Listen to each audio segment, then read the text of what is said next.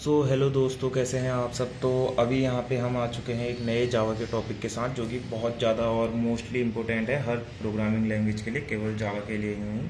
यहाँ पे मैं अभी इसके शॉर्ट नोट्स लाया हूँ एग्ज़ाम के, यहाँ पे जो लास्ट टाइम पढ़ने वाले थे उनके लिए। तो यहाँ पे क्या कहते हैं दिखा सकता हूँ। यहाँ पे क्या कहते हैं ऊप्स के कॉन्सेप्ट्स आज के वीडियो में हम कवर करेंगे। ऊप्स के क्या क्या कॉन्सेप्ट्स होते हैं। ऊप्स के कॉन्सेप्ट जैसे कि आप देख सकते हैं: object, class, encapsulation, abstraction, inheritance, polymorphism, message passing. ये ऊप्स के कॉन्सेप्ट्स हैं, इनके बारे में मैं अभी आपको बताऊंगा। ऑब्जेक्ट सबसे पहला आता है ऑब्जेक्ट। ऑब्जेक्ट क्लास का एक इंटेंस होता है जो कि वेरिएबल के साथ जो कि वेरिएबल के स्थान पर वास्तविक वैल्यू को कंटेन किए रहता है। ऑब्जेक्ट एक बेसिक रन टाइम एंटिटी होती है। तो यहाँ पे ऑब्जेक्ट जो होती है एक बेसिक रन टाइम एंटिटी होती है। कोई भी ऑब्जेक्ट से हम अपनी प्रोग्रामिंग लैंग्वेज को बनाते हैं। तो अभी आगे आपको प्रोग्रामिंग में यहाँ पे सिखाऊंगा तो नेक्स्ट वीडियो में।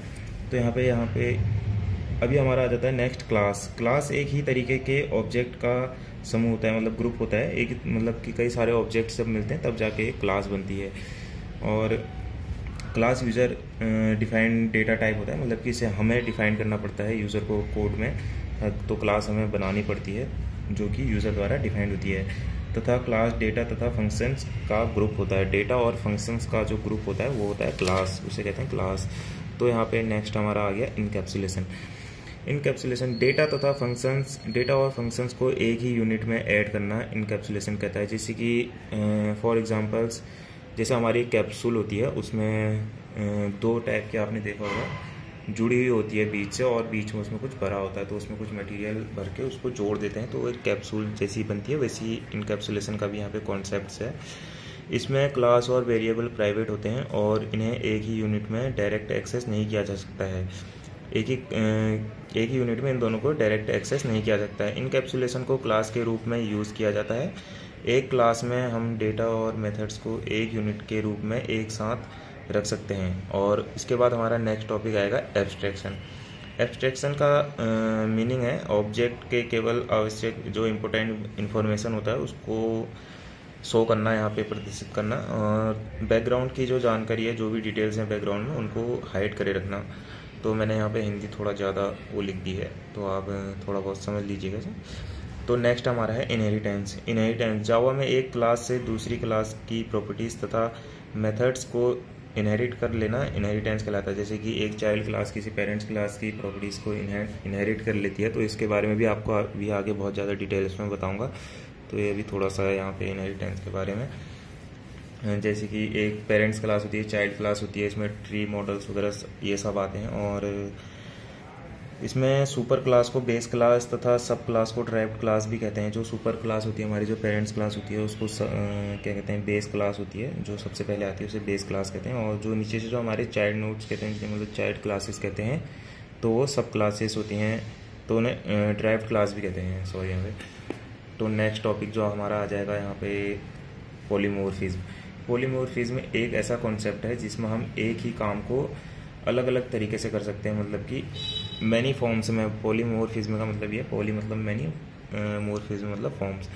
तो यहाँ पे कई सारी फॉर्म्स में एक ही काम को करना पॉलीमॉर्फिज्म कहलाता है।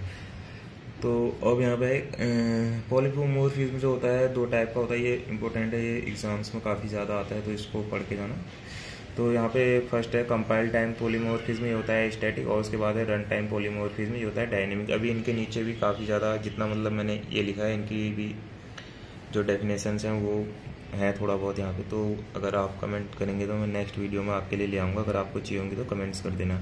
तो यहाँ पे हमारा नेक्स्ट और लास्ट टॉपिक है यहाँ पे मैसेज पासिंग। तो मैसेज पासिंग में क्या होता है, ऑब्जेक्ट्स एक दूसरे को इंफॉर्मेशन सेंड तथा रिसीव करके आपस में कम्युनिकेट करते हैं। ऑब्जेक्ट उसी प्रकार मैसेज को सेंड और रिसीव करते हैं जिस प्रकार हम लोग करते हैं। मतलब जैसे हम लोग आपस में मैसेज को सेंड और रिसीव करते हैं, उसी टाइप से ऑब्जेक्ट्स भी आपस में मैसेज को सेंड और रिसीव करते हैं। यहाँ पे थोड़ा सा लिखा नहीं है मैं। और यहाँ पे क्या कहते हैं, एक ऑब्जेक्ट के लिए मैसेज एक प्रोसीजर के लिए रिक्वेस्ट होता है। मतलब कि एक ऑब्जेक्ट के लिए मैसेज, जो मैसेज होता है एक ऑब्जेक्ट के लिए, वो एक प्रोसीजर के लिए रिक्वेस्ट होता है। और इसलिए रिसीविंग ऑब्जेक्ट में एक मेथड को इन्वोक किया जाता है।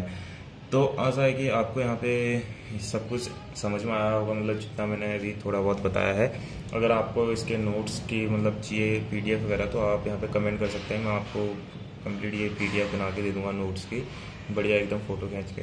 और इससे आगे के वीडियो के लिए आपको कोई भी टॉपिक में वीडियो वगैरह चाहिए तो आप कमेंट कर सकते हैं। मैं नेक्स्ट टॉपिक में अगले 24 घंटे में वीडियो तैयार करके आपको दे दूँगा, यूट्यूब पे अपलोड कर दूँगा। तो आज के लिए इतना ही, मिलते हैं नेक्स्ट वीडियो में। Thank you.